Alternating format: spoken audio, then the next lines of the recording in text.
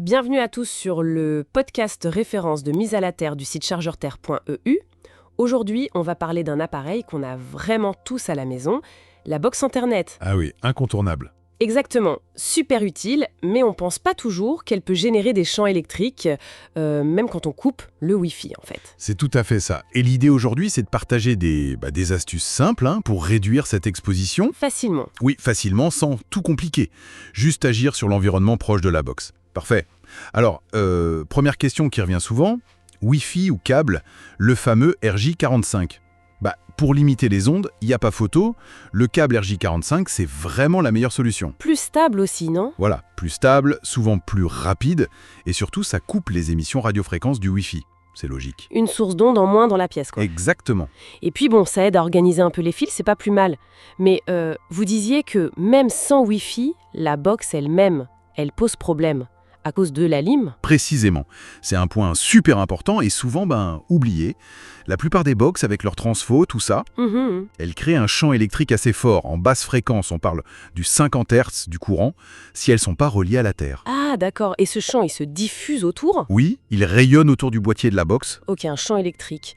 Mais ça représente quoi concrètement ? On peut le sentir, le mesurer ? Le sentir, non. Mais le mesurer, oui, tout à fait. Et là, ça devient intéressant. Avec un appareil de mesure, on voit la force en volts par mètre, VM.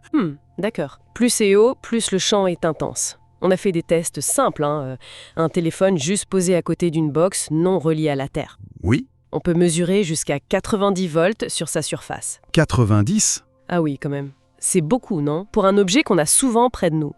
Disons que c'est significatif. Sans vouloir affoler, c'est bien plus que ce qu'on trouve habituellement dans une pièce. Ça interpelle, quoi. Clairement. Heureusement, il y a une solution efficace et assez simple. Il faut mettre la box à la terre. La mettre à la terre, c'est-à-dire, elle est déjà branchée sur une prise, non ? Oui, elle est branchée pour l'alimentation, mais ça ne relie pas forcément son boîtier métallique ou conducteur à la prise de terre de la maison. Ah, je vois la nuance. La mise à la terre spécifique, ça permet aux charges électriques qui s'accumulent sur ce boîtier de s'évacuer. C'est comme un drain en fait. D'accord, une sorte de... Sortie de secours pour l'électricité parasite. C'est une bonne image, oui. Ça neutralise le champ rayonné par le boîtier lui-même. Et ça marche vraiment. On voit la différence sur les mesures. Ah oui, la différence est spectaculaire. Si on reprend l'exemple du téléphone, Oui, une fois la box reliée à la Terre, oui. avec un câble spécifique, type USB de mise à la Terre, branché sur une prise murale, avec une terre qui fonctionne bien sûr. Bien sûr. Eh bien le champ mesuré sur le téléphone tombe à environ 12-13 volts. De 90 à 12-13. C'est énorme comme réduction. Ah oui, on divise par quasiment 8. C'est très très net. Impressionnant. Juste avec un câble. Et ce type de câble ou plus d'infos, on trouve ça où ? Alors on trouve ces câbles USB de mise à la Terre, et puis pas mal d'explications techniques sur des sites spécialisés. Par exemple, le site chargeurterre.eu propose ce genre de matériel. Chargeurterre.eu, d'accord, je note. Ils expliquent bien le principe aussi. Donc pour résumer, si on cherche la meilleure configuration à la maison, pour la connexion été, pour l'environnement électromagnétique. Oui. Le top, ce serait connexion par câble RJ45 et box mise à la Terre.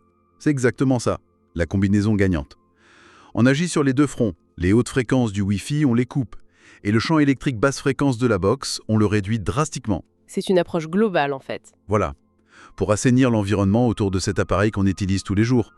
Après, bien sûr, pour ceux qui veulent creuser, il y a d'autres appareils, d'autres études. Et j'imagine que des sites comme chargeurterre.eu peuvent être un bon point de départ pour ça aussi, pour aller plus loin. Tout à fait.